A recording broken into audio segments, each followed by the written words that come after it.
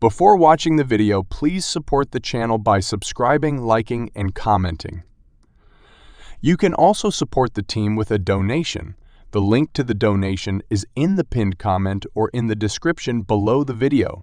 This video is voiced by artificial intelligence. If you want to hear the voice of a real person, you can send a donation to buy a microphone. We are also waiting for your suggestions on what you would like to see in the next video. Enjoy the video.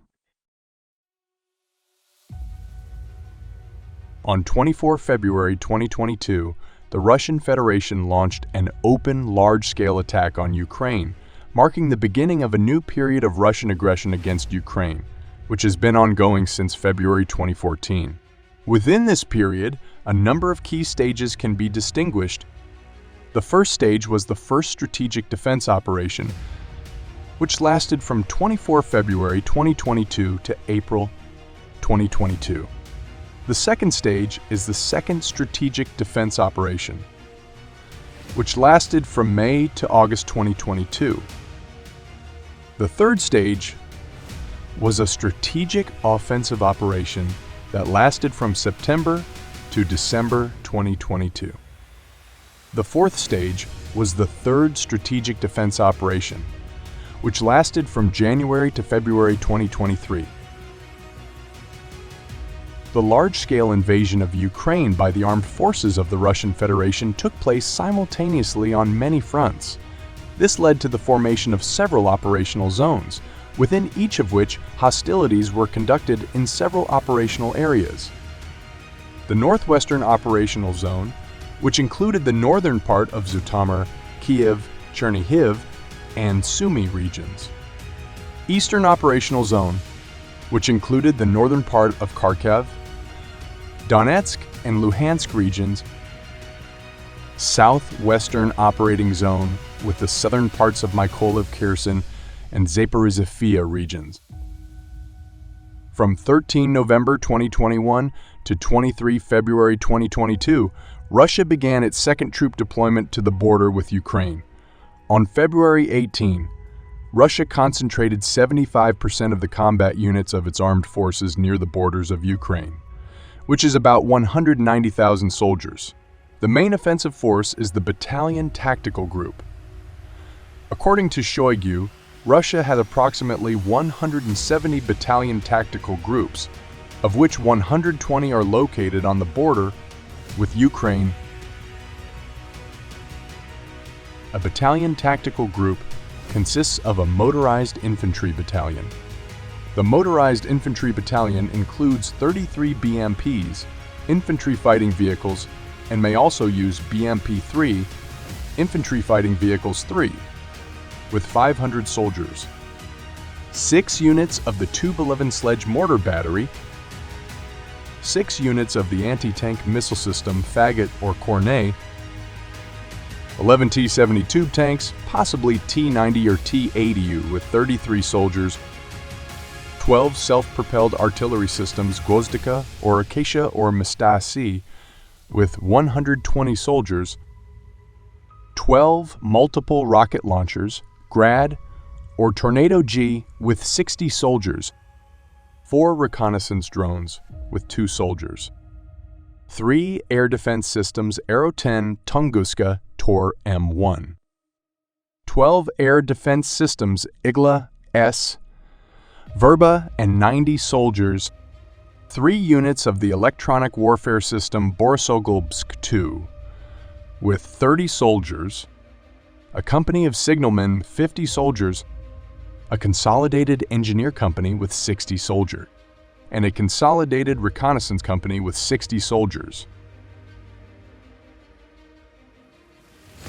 The units involved from the Russian side include the armed forces of the Russian Federation, which include ground forces, namely the 35th Combined Arms Army and the 36th Combined Arms Army. The units involved on the part of Ukraine include the State Border Guard Service, the Armed Forces of Ukraine, the National Guard. The invasion of the Kiev region took place from Belarus, with about 20,000 soldiers participating in the first days of the offensive, that is, 20 battalion tactical groups, And by the end of March, there were about 35 battalion tactical groups in the Kiev region. On the part of Russia, the 35th Combined Arms Army and the 36th Combined Arms Army participated in the invasion. On the Ukrainian side, units of the State Border Guard Service of Ukraine, units of the National Guard, and small units of the Ukrainian Armed Forces, which were scattered throughout the Kiev region and occasionally engaged in combat with the Russians to slow their advance, participated in the defense. On February 24, 2022, at about 5 o'clock in the morning, Ukrainian border posts came under fire from the Russian military, and after overcoming the resistance of the State Border Guard Service, Russian battalion tactical groups invaded Ukraine. At 7 in the morning, the Chernobyl nuclear power plant was put on high alert. There were 300 people on the territory of the nuclear power plant, including nuclear power plant personnel, medical personnel, firefighters, 169 soldiers of the National Guard of Ukraine, and 4 tourists. A few hours after the border breakthrough, the 36th Combined Arms Army of Russia, stationed in Belarus, entered the exclusion zone through the Vilcha border checkpoint, and the 35th Combined Arms Army of Russia invaded through the village of Gidin. The 36th Army, moving along the ER2 highway, captured the Overich checkpoint and a number of settlements, reaching the village of Ivankiv. The 35th Army reached the main office of the power plant administration by 14 o'clock in the afternoon, where it captured all the staff of the nuclear power plant and soldiers of the National Guard of Ukraine, who surrendered without a fight. After that, the 35th Army began to move toward the village of Ivankiv, where it united with the 36th Army and marched on Kiev. In the hours that followed, the National Guard command and staff negotiated a surrender with the Russian military, and the Ukrainian government publicly announced that Russian troops had launched an offensive against the Chernobyl exclusion zone. By the end of the day, the Ukrainian government announced that Russian troops had captured Chernobyl and Pripyat.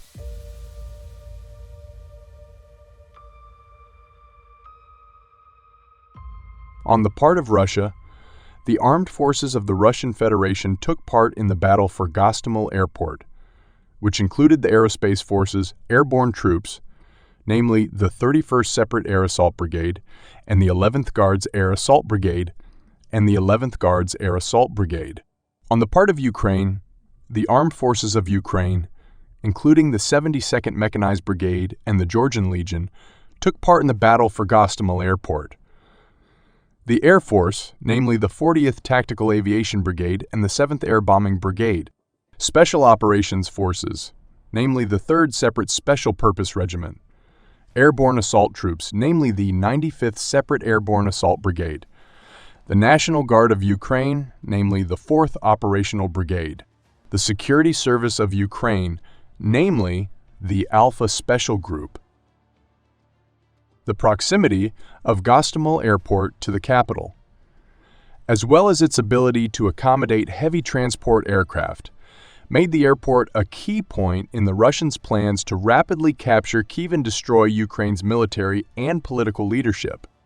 At about 5 o'clock in the morning, a rapid response brigade of the National Guard of Ukraine, consisting of up to 300 soldiers, was raised on a combat alert and sent to defend the Gostomel Airport. The soldiers defending the airport had only a few anti-aircraft guns, 122mm D-30 howitzers, and Igla portable anti-aircraft missile systems. Around 10 a.m., a pair of Russian Su-25 and Su-24 attack aircraft appear over Gostomel and begin bombing the airport's administrative buildings. Several anti-aircraft guns and howitzers were destroyed in the bombardment, but one anti-aircraft gun belonging to the National Guard survived. It had been moved closer to the western part of the airfield on the eve of the war, which no one knew about. It was this anti-aircraft gun that shot down the first enemy helicopter at about 11 in the morning. It fired until it exhausted its ammunition. After that, the defenders of the airfield had only one means of fighting air targets: 2 Igla portable anti-aircraft missile systems. Russian helicopters flying low from the Dnipro River were immediately attacked by Ukrainian troops with small arms and a man. Portable air defense system near the Kyiv hydroelectric power plant. In response, Russian helicopters deployed flares. Several Mi-8s were reported to have been hit and crashed into the water. At least one K-52 was shot down, with 2 of its pilots ejecting. 5 Ukrainian MiG-29s of the tactical aviation also intercepted the formation, reportedly shot down at least 2 helicopters, and began to pursue Russian air support that was supposed to support the landing. At around 10:30, a group of 40 Russian helicopters arrived at the airport in Gostomel, a suburb of Kyiv, to provide an airlift for 18 Il-76 strategic transport aircraft to be deployed to Kyiv. The planes were to airlift fresh troops from Russia, with each plane carrying 200 paratroopers or 3 airborne combat vehicles and 21 soldiers. In total, 18 aircraft were to deliver 3,600 paratroopers or 54 infantry fighting vehicles and 378 soldiers. The helicopter detachment consisted of Mi-8 helicopters that could carry between 100 and several hundred Russian paratroopers, accompanied by K-52, Mi-28, and possibly Mi-24 attack helicopters. The paratroopers allegedly belonged to the 11th Guards Air Assault Brigade and the 31st Guards Air Assault Brigade. After the Russian landing, the first ground battle for the airport began at 11 o'clock 20 minutes, when the Russian landing force tried to seize the control tower and the runway to ensure the landing of heavy Russian military transport aircraft Il-76 in Gostomel. They were supposed to deliver the main forces that planned to seize Kyiv.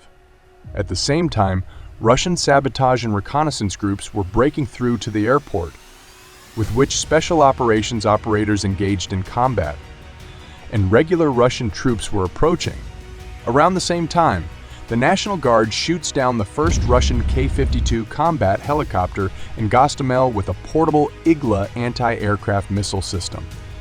At the same time, Ukrainian anti-aircraft artillery fires at the Russian helicopters. In total, on the first day, the airport's defenders managed to destroy 6 Russian helicopters, including a Mi-8 with troops on board. At 13 o'clock, units of the air assault forces of the Ukrainian armed forces stationed in Zhytomyr received an order to prepare a combined airborne assault force and 3 Mi-8 helicopters and fly to Gostomel.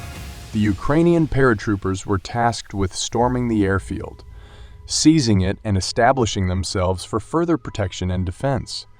They had about 3 hours to prepare, so they arrived at the departure point from Zhytomyr region after 3 p.m.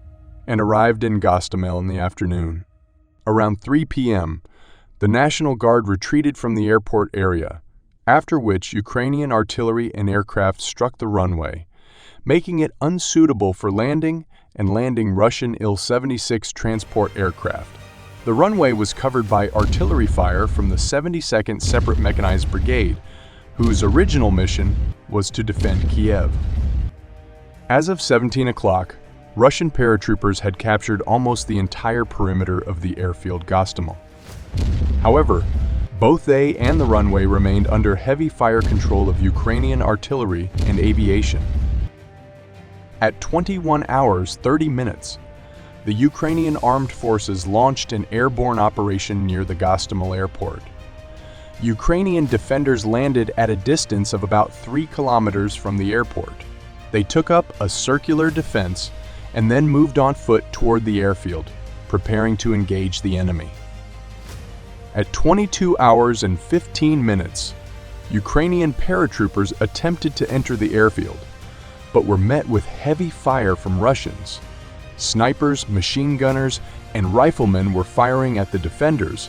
Having suffered several wounded in the first minutes of the battle, the assault group of the Ukrainian armed forces was forced to stop and retreat. They were given a new task: to focus on blocking the occupiers at the airport and preventing them from receiving Russian planes with reinforcements.